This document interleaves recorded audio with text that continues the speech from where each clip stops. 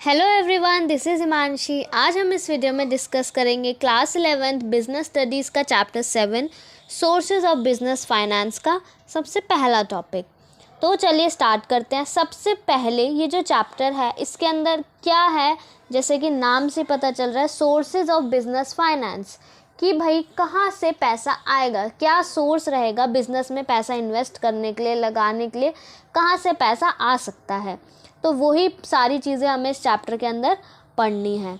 तो सबसे पहले तो हमें बिजनेस फाइनेंस का मतलब पता होना चाहिए, है ना। बिजनेस फाइनेंस का मतलब क्या होता है? It refers to capital funds and credit funds invested in the business. Business के अंदर जो जो हमारे कैपिटल फंड्स हैं या क्रेडिट फंड्स हैं, मतलब बाहर से हमने बोरो लेके फंड्स इन्वेस्ट करें, हमारा खुद का जो पैसा है वो इन्वेस्ट किया है, वो सारा ही हमारा क्या आता है? बिजनेस फाइनेंस के अंदर आता है। और अगर हम फाइनेंस का मतलब देखें तो that means it means making money available when it is needed. Money की जब ज़रूरत हो तब उसका हमारे पास क्या हो, उस टाइम मनी हमारे पास अवेलेबल हो।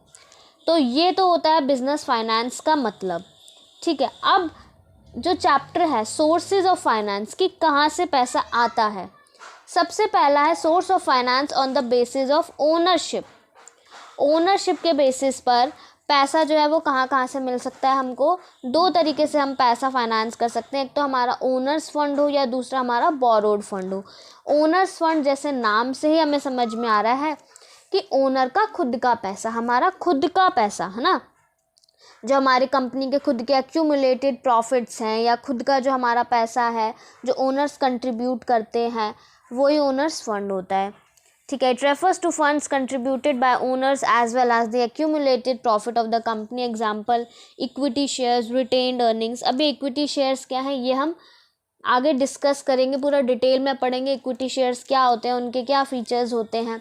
आज हम बस इतना ही जान लेते हैं कि ओनर्स फंड क्या मतलब, जो पैसा ओनर कंट्रीब्यूट करता है और इसके क्या फीचर्स होते हैं। लाइक ये सोर्स ऑफ परमानेंट कैपिटल है, ये परमानेंटली इन्वेस्टेड रहता है बिजनेस में।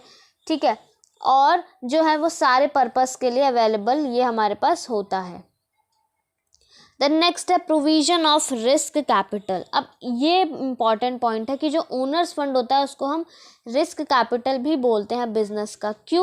क्योंकि क्या होता है, as the return on this capital depends upon the rate of earning of the capital. मतलब जो इस कैपिटल पे हमें रिटर्न देना है वो कंपनी के अर्निंग्स पर डिपेंड करेगा। इसका क्या मतलब है?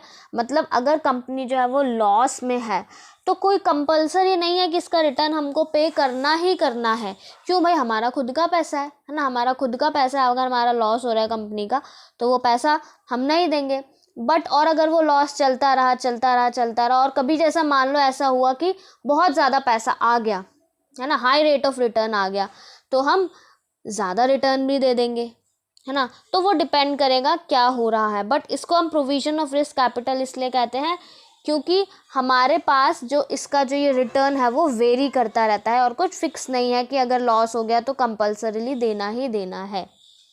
देन नेक्स्ट है नो सिक्योरिटी रिक्वायर्ड। किसी भी सिक्योरिटी की ज़रूरत नहीं, मतलब हमें कुछ भी गिरवी रखने की या कुछ भी करने की ज़रूरत नहीं है। और इसके sources share capital, retained earnings ये हो सकते हैं। देन नेक्स्ट है बोरोड फंड। नाम से पता चल रहा है बोरोइंग्स, भाई बाहर से हमने पैसा जो है वो उधार लिया in the form of loans या क्रेडिट। अब इसके क्या फीचर्स हैं? ये फिक्स टाइम के लिए होता है ना, जैसे मान लो 10 साल के लिए लोन लिया है, 5 साल के लिए लोन लिया है, शॉर्ट टर्म, मीडियम टर्म और लॉन्ग टर्म कैसे भी हो सकते हैं। इसका टाइम जो होता है वो फिक्स रहता है। एंड देन इसके अंदर सिक्योरिटी, कुछ ना कुछ जो कंपनी की जो एसेट्स हैं, against the securities of assets को गिरवी रख कर, ठीक है, तभी हमको इसमें लोन मिल पाएगा। और इसके अंदर जो है वो इंटरेस्ट का पेमेंट ज़रूर करना पड़ेगा। Interest as well as principal amount दोनों का पेमेंट करना जो है कंपनी की लीगल लाइबिलिटी है, रिस्पेक्टिव ऑफ इट्स अर्निंग।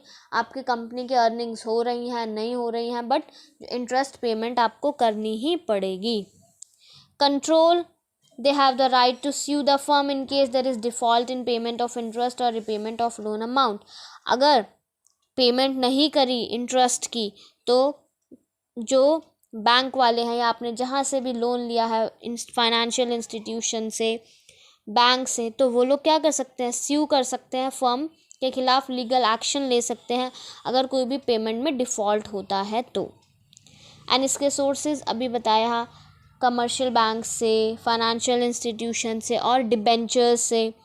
ठीक है, तो ये हमारा टॉपिक था छोटा सा, जिसके अंदर ओनर्स फंड और बोरोड फंड के बारे में हमने डिस्कस किया। ये इस चैप्टर का सबसे पहला छोटा सा टॉपिक है।